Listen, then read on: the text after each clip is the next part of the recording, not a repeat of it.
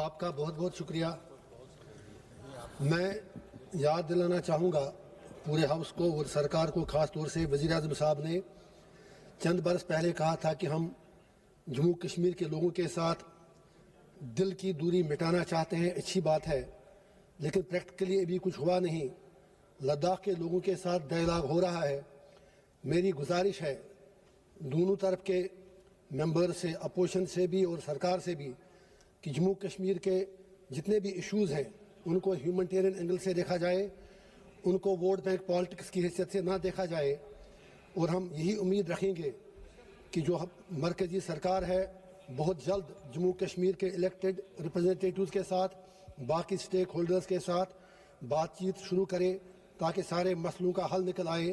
اس کے علاوہ آپ کو خود میں معلوم ہے کہ 35 سال سے کتنی مصیبتیں جموں کشمیر کے لوگوں نے دیکھی، تو ہم چاہتے ہیں کہ وہاں پر امن اور شانتی لوٹ آئے، لیکن اس کے لیے 10 سیکنڈز مور۔